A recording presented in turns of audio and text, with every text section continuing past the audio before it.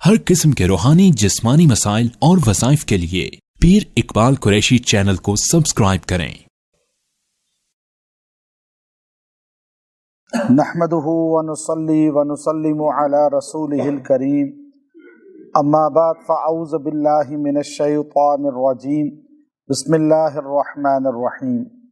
बल क़ालू अज़ग़ासु अहलाम बल इफ्तराहु बल हुवा शाइर फलयअतिना कमा बिआयतिन कमा उरसिलल अव्वलून मा आमनत क़ब्लहुम मिन क़रयतिन अहलकनाहा अफ़हुम युक़मिनून वमा अरसलना क़ब्लक इल्ला रिजालन नूही इलैहिम फ़स्अलू अहलज़ ज़िक्रि इन कुन्तुम ला तअलमून।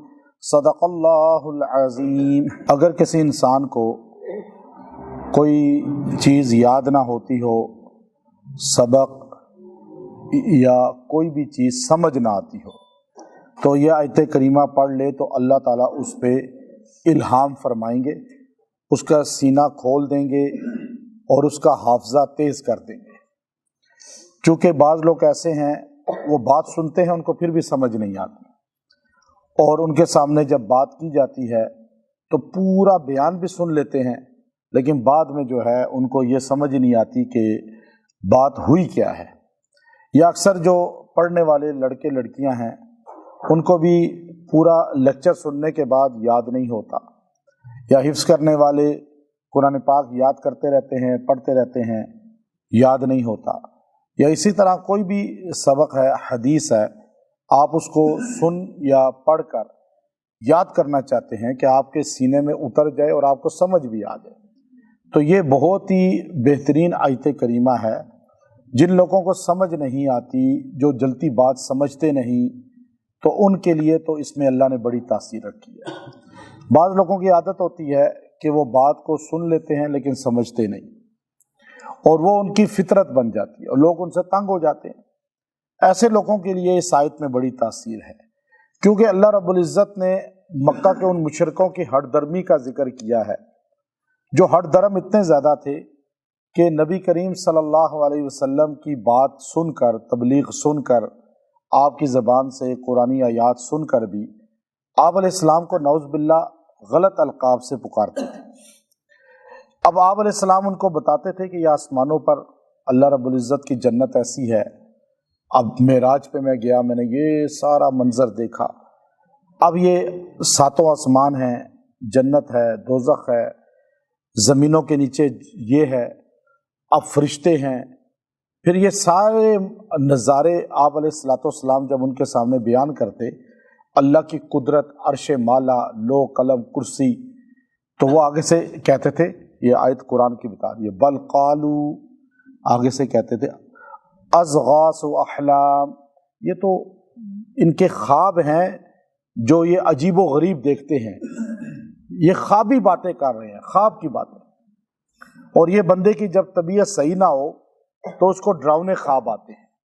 बल क़ालू अज़ग़ास व अहलाम, यानी आप अक्सर लोग आके ख्वाब सुनाते हैं मुझे, तो मैं कहता हूँ ख्वाब ना सुनाएं। तो उसकी वजह क्या है?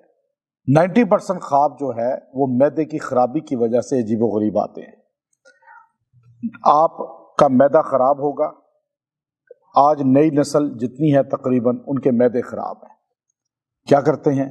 फास्ट फूड, मुरगन चीज़ें, मैदा ख़राब हो गया, फिर सोने से 10 मिनट पहले खाना खाया, वहीं बिस्तर पे सो गए, ये मैदा ख़राब ही होगा ना।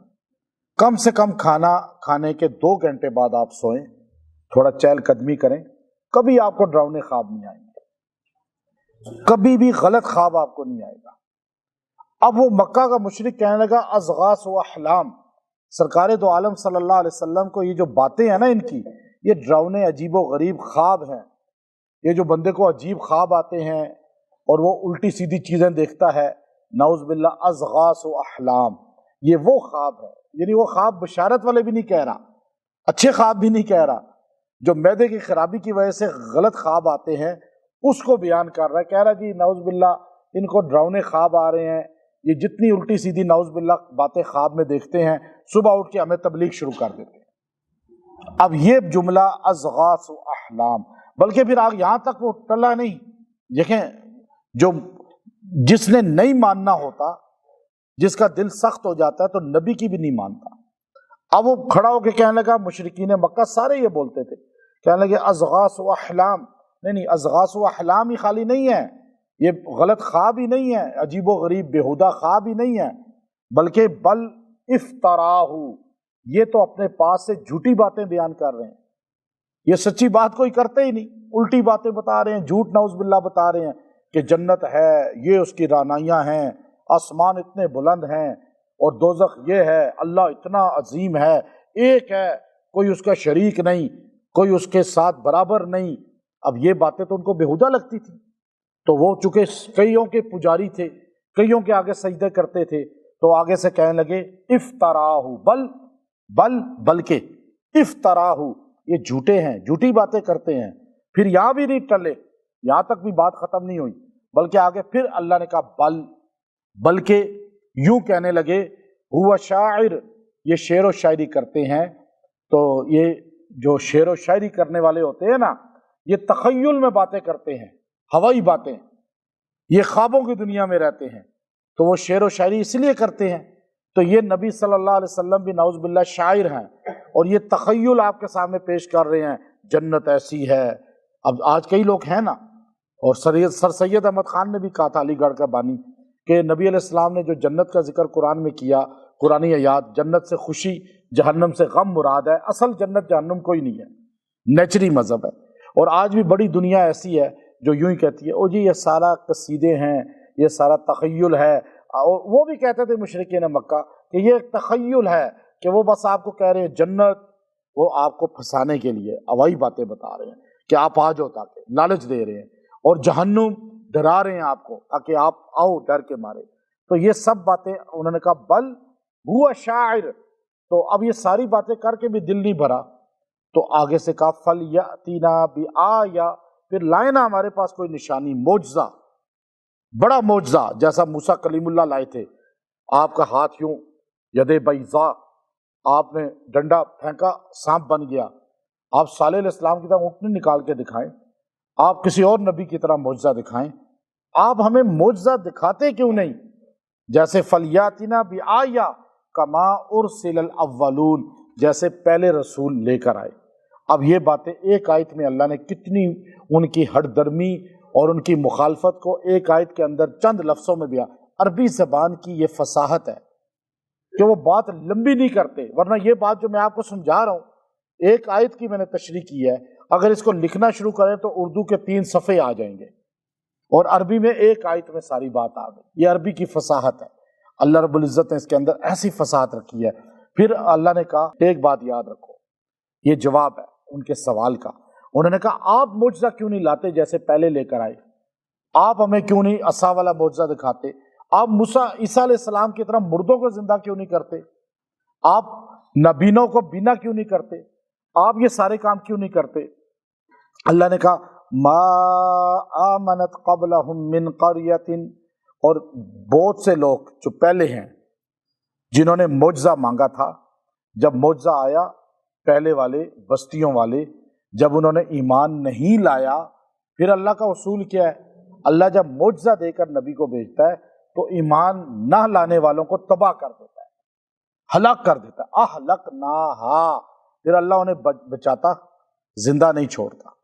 ساری قوموں کو دیکھ لیں، قوم عاد معجزہ دیکھا، قوم سمود معجزہ دیکھا، قوم سبا معجزہ، قوم مدین معجزہ دیکھا، قوم موسیٰ، قوم ٹڈیوں کا عذاب، خون کا عذاب، کیا کیا عذاب نہیں آئے، اور قوم عیسیٰ۔ جب ساروں نے معجزہ دیکھا، نہیں مانا، تو اللہ نے کیا کیا؟ ہلاک۔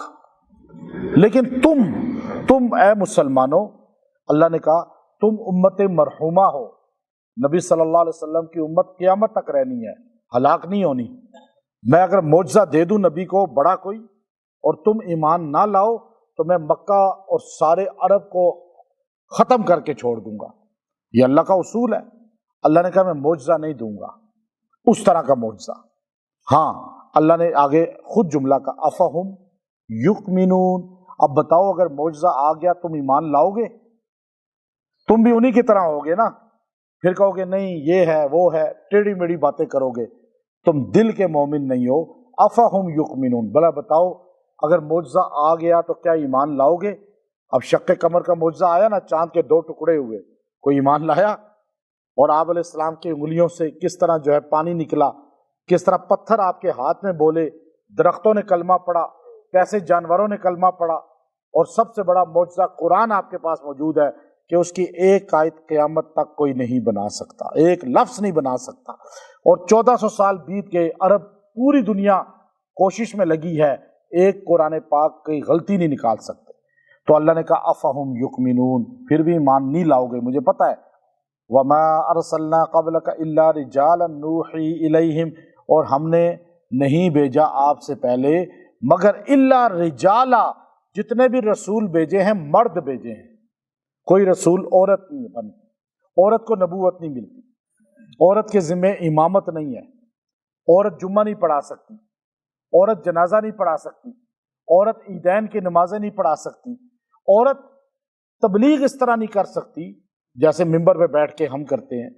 عورت جو ہے اس طرح کے کاموں میں اللہ نے اس کو رکھا ہی نہیں ہے کسی عورت کو، الا رجالا۔ پہلے یہ بات پتہ چل گئی کہ نبوت صرف مردوں کو ملتی ہے، چونکہ الرجال قوامون علی النساء، مرد عورت پر حاکم ہے اس رتبے میں، اور اللہ تعالیٰ نے بدن کے اعتبار سے مضبوطی میں اسے حاکم بنایا ہے۔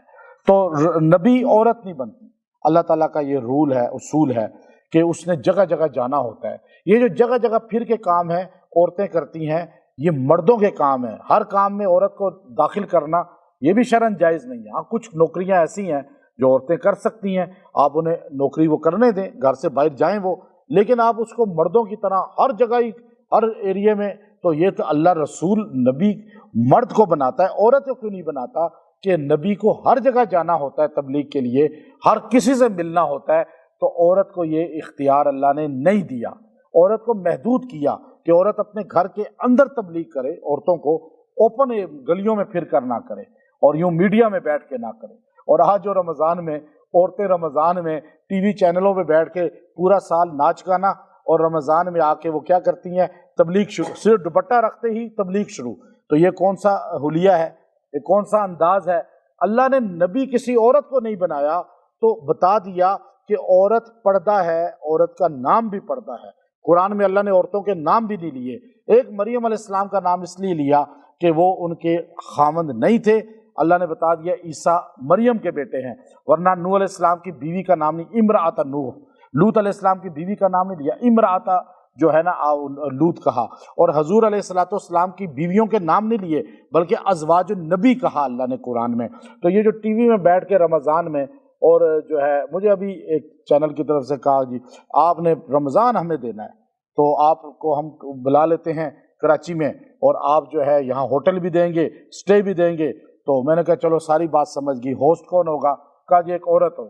تو میں کہا پورا رمضان میں ضائع کروں گا کہ عورت سامنے بیٹھی ہے، میک اپ کر کے صرف دوپٹہ اوپر رکھا ہے، اور مجھ سے سوال کر رہی ہے حضرت یہ بتائیں، اچھا وہ ملک تو ساری دنیا دیکھ رہی ہے، اور میں تراویح بھی چھوڑ رہا ہوں، میں تفسیر بھی چھوڑ رہا ہوں، میں ساری عبادات رمضان کی چھوڑ کے ادھر جا کے بیٹھ رہا ہوں، یہ دین کی تبلیغ ہے یہ فتنہ ہے؟ میں نے کہا یہ میں معذرت چاہتا ہوں، آپ ان کو لے لیں۔ وہ ایک مولانا صاحب آئے تھے کہ جی آپ ہو جائیں تو اچھا، میں نے کہا نہیں آپ چلے جائیں، میں تراویح اصل چیز کہ یہ عورت، یہ فتنہ اللہ کہتا ہے رسول کس کو بنایا ہم نے؟ مرد کو، مردوں کو تبلیغ۔ یہ جو چینلوں پہ عورتیں بٹھا دیتے ہیں تو یہ بزنس کرتے ہیں، یہ عورت سے کاروبار لے رہے ہیں، اللہ کو راضی نہیں کر رہے۔ اللہ کو راضی کرنا ہے تو پھر آپ کسی اچھے آدمی کو بٹھائیں، اور کسی مرد کو بٹھائیں، اور کسی اچھے عالم کو بلائیں، پھر آپ تبلیغ کا کام کریں۔ یہ ہے اصول۔ اللہ نے یہاں پہلا اصول یہ بیان کیا، اور آخری بات کیا کہہ دی؟ اب جو اصول ہے یہاں سے تقلید ثابت ہوتی ہے۔ فَاسْأَلُوا، اللہ نے کہا ہم نے کسی مرد کو نبی نہیں بنایا، نوحی الیہم، ہم ان کی طرف وحی بھیجتے ہیں، مرد کے علاوہ کسی کو نبی نہیں بنایا۔ فَاسْأَلُوا، پس پوچھو تم، اہل الذکری، اہل ذکر سے، ان کنتم لا تعلمون، اگر تم نہیں جانتے، اگر تمہیں علم نہیں ہے تو اہل ذکر سے پوچھو۔ اچھا یہاں اہل علم نہیں کہا، عجیب بات یہ ہے، اہل علم، آپ تو سارے کہیں گے ہم علم رکھتے ہیں۔ ابھی مثال کے طور پہ آپ جتنے بیٹھے ہوئے ہیں، آپ میں سے ہر بندے کو علم ہے، کچھ نہ کچھ علم تو ہے نا۔ اب آپ کو مسائل نماز کے کچھ آتے ہیں، کچھ روزے کے آتے ہیں، کچھ آپ کو جو ہے تجارت کے آتے ہیں، ہر پاکی نپاکی کے علم ہر بندے کو ہوتا ہے تھوڑا بہت یا نہیں؟ تھوڑا بہت تو ہے نا آپ کو۔ لیکن اللہ نے یہ نہیں کہا کہ ہر علم والے سے پوچھو، اللہ نے کہا اہل ذکر سے پوچھو۔ امام قرطبی رحمۃ اللہ نے تفسیر قرطبی میں لکھا کہ اس آیت سے پتہ چلا کہ تقلید کرنا، جس آدمی کو مسئلے نہ پتہ ہوں وہ کسی عالم کے پیچھے چلے، اس سے پوچھے جا کر، تو یہ ثابت ہے۔ اب امت ساری، نبی کے دور میں ان کو کسی کی تقلید کی ضرورت نہیں تھی، ان کے نبی علیہ السلام خود موجود تھے۔ حضور علیہ السلام کے بعد صحابہ کرام میں صحابہ کچھ ایک صحابی بڑے کے مقلد ہو گئے، کچھ دوسرے کے، اس طرح تقلید بڑھ گئی۔ کوئی ابی ابن کعب، کوئی جو ہے عبداللہ ابن مسعود، کوئی معاذ ابن جبل، اس طرح مختلف صحابہ کے، عبداللہ ابن عمر کے ساتھ بھی جڑ گئے کچھ۔ پھر صحابہ جب دنیا سے چلے گئے تو تابعین کا دور آیا، تو پھر فتنہ پھیلتا گیا، نئے نئے لوگ مسلمان ہو رہے تھے۔ اب وہ سارے کے سارے ہر مسئلے میں ایک پہ جمع کیسے ہوں؟ آبادی بڑھ گئی تھی، 6 براعظم تک اسلام پہنچ گیا تھا تقریباً۔ تو اس وقت ایک امام پہلے اٹھے جنہیں ابو حنیفہ کہتے ہیں، صحابہ کے شاگرد، اور ان کے ماننے والے بڑھتے گئے۔ یہ امام بخاری سے بھی پہلے ہیں۔ پھر ان کے بعد جو ہے دوسرے امام آئے، وہ امام بخاری کے بعد آئے ہیں، اور وہ امام، بلکہ امام مالک تو امام ابو حنیفہ کے زمانے میں تھوڑا بعد آ گئے۔ تو امام مالک تھے مدینہ کے، پھر اس کے بعد شافعی آئے، پھر حنبل آئے، امام احمد بن حنبل۔ 4 اماموں پر پوری دنیا متفق ہو گئی۔ بڑے بڑے اور بھی امام گزرے ہیں، جیسے کہ امام ابن سرین تھے، اور امام سفیان ثوری تھے، امام اعمش تھے، امام لیث بن سعد تھے، اوزاعی تھے۔ لیکن آہستہ آہستہ ان کے ماننے والے ناپید ہوتے گئے، ختم ہوتے گئے۔ اللہ نے ان 4 کو دنیا میں زندہ رکھا۔ آج دنیا میں 4 امام ہیں اہل سنت کے، ان 4 کو فالو کیا جاتا ہے، 5واں کوئی نہیں ہے۔ اب یہاں ہم کیوں فالو کرتے ہیں ابو حنیفہ کو؟ کہ اللہ نے کہا فَاسْأَلُوا أَهْلَ الذِّكْرِ إِن كُنتُمْ لَا تَعْلَمُونَ، اگر تم نہیں جانتے تو اہل ذکر سے پوچھو۔ اہل ذکر اس کو کہتے ہیں، علم والا تو تکبر تھوڑا کر سکتا ہے، لیکن جو علماء، اولیاء، صوفیاء کے قدموں میں بیٹھتا ہے اور جو نسبت والا ہوتا ہے، تو وہ غرور تکبر نہیں کرتا، وہ بات سمجھاتا ہے، پھینکتا نہیں ہے۔ ہمارے ہاں جمعوں میں اکثر لوگ بات پھینک دیتے ہیں، سر لگاتے ہیں، گھنٹہ تقریر کرتے ہیں، نمازیوں کو سمجھ کچھ نہیں آتا۔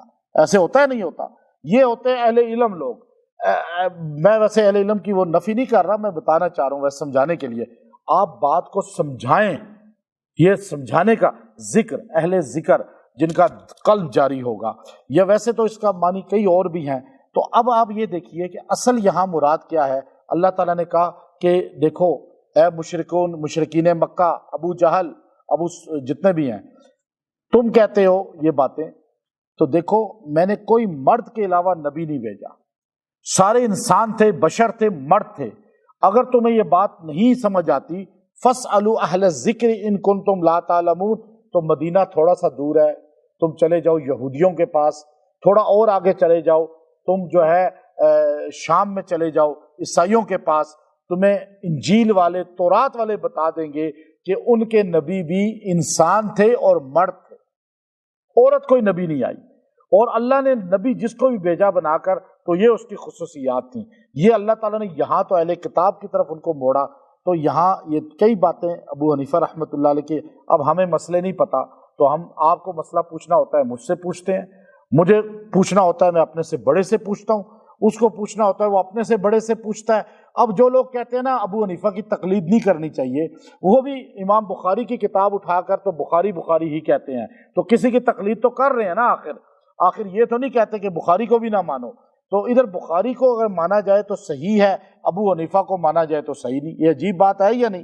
تو ہم تو کہتے ہیں امام بخاری بھی یا کوئی بھی بڑے ہیں، تو جو ہم مسئلے، ہم ایک فقہ ابو حنیفہ کو بڑا سمجھتے ہیں، حدیث میں بخاری کو بڑا سمجھتے ہیں، تو ہم اس کو فالو کرتے ہیں۔ اور یہی اصل میں یہاں قرآن کا حکم ہے کہ آپ سارے مسئلے نہیں جانتے تو آپ اہل علم سے پوچھیں۔ اور آج کے اہل علم سب سے بڑے وہ ہمیں بتاتے ہیں، جیسے مفتی تقی عثمانی صاحب ہیں، کہ اس وقت وہ ابو حنیفہ کو فالو کرنے والے ہیں، اور اب دنیا میں سب سے زیادہ اہل علم کی تعداد ان کے ساتھ جڑی ہوئی ہے۔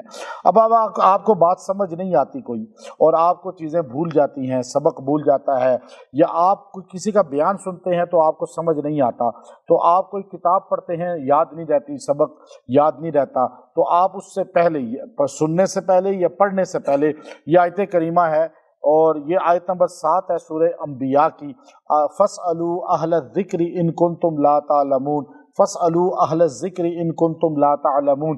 یہ آپ ایک بار پڑھ کے اپنے سینے پہ پھونکیں، کتاب پڑھیں، بیان سنیں، کوئی چیز یاد کریں، انشاءاللہ آپ کو اس کے بعد یاد بھی ہوگی، اور اگر بیان کرنے سے پہلے، تقریر سے پہلے آپ ایک بار اس آیت کو پڑھ لیں گے اور سینے پہ پھونک کے بیان کریں گے، اللہ الہام کرے گا اور قلب کو، زبان کو جاری کر دے گا۔ اور اگر آپ کو جو ہے کوئی چیز یاد نہیں رہتی، آپ جو ہے پریشان ہوتے ہیں، اور آپ دیکھتے ہیں کہ کوئی چیز جو ہے وہ سمجھ نہیں آ رہی، یعنی آپ کوئی فیصلہ نہیں کر پا رہے، آپ نے کوئی فیصلہ کرنا ہے، کوئی بھی فیصلہ، چاہے وہ دنیوی یا دینی معاملات میں ہے، اب آپ کو سمجھ نہیں آ رہی، آپ تذبذب کا شکار ہیں، اور آپ سوچ رہے ہیں کہ پتہ نہیں اب میں کون سے فیصلہ اس میں کروں، کون سی راہ اختیار کروں، تو آپ اس آیت کریمہ کو فَاسْأَلُوا أَهْلَ الذِّكْرِ إِن كُنتُمْ لَا تَعْلَمُونَ اس کو 100 مرتبہ پڑھیں 3 دن تک، رات کو سونے سے پہلے دعا کر کے پڑھ کے سو جائیں، پھر دوسرے دن، تیسرے دن انشاءاللہ آپ کو خواب میں بھی سگنل ہو جائے گا، اور دل بھی اس طرف راغب ہو جائے گا، آپ پہ ہر چیز واضح کھل جائے گی۔ یہ اللہ تعالیٰ راہیں کھولنے کے لیے اس آیت میں اللہ نے تاثیر رکھی ہے۔ وآخر دعوانا ان الحمد للہ رب العالمین۔